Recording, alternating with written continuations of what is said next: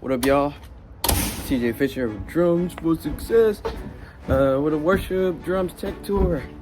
So I figured I would kind of show you guys how I go about things and my setup. I've been doing this for a long time, so it'd be cool to do like the kind of behind the scenes stuff, letting y'all know about the gear I use and the stuff that I do on a consistent basis on Sunday. So let's go.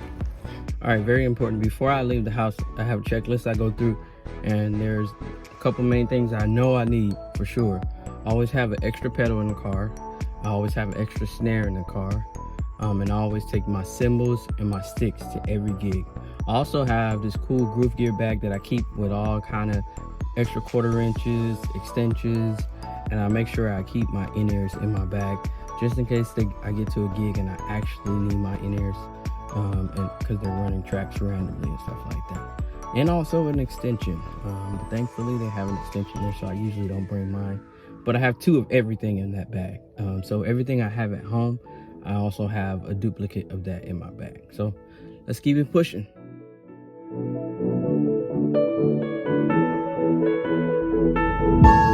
we got the setup. That's Juan over there, dope guitar player.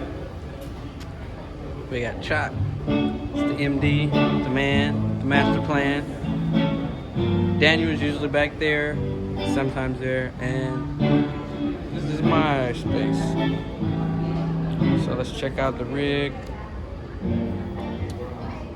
So this is where I reside.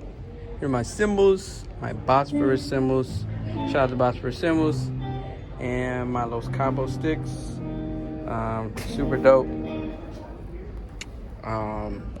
So over here is my mix.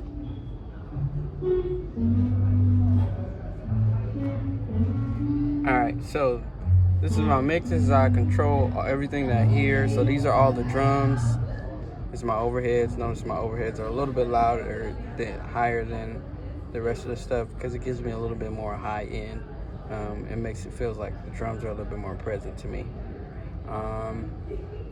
The bass, keys left and right. HH are the vocals. Those are all the vocals. And then the video presentation things, if they play in the video, that lets me hear it. We got the crowd, we got the click, and then the cues. And then we got the actual track if we're playing to a backing track. And then the rest of this other stuff usually is not there, but it's there. Talk back if we need to hear from the sound guys. And then here, down here is my mixer.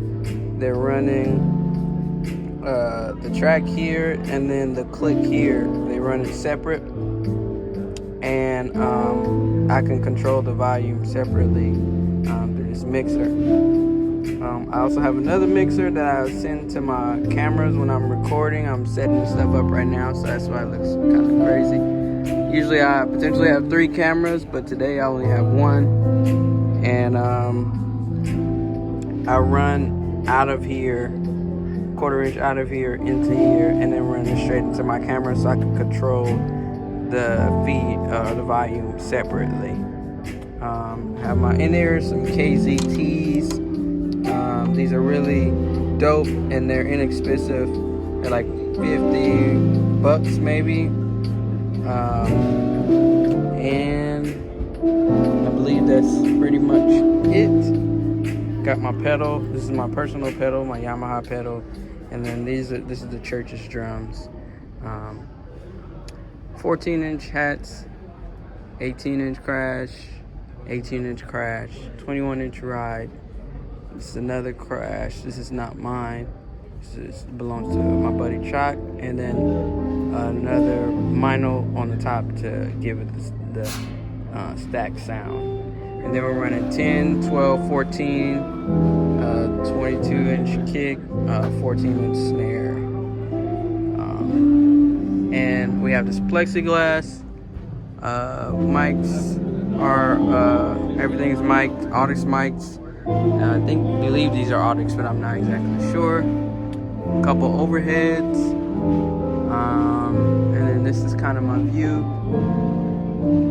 of the church, stage, and everything is ran audio-wise into here.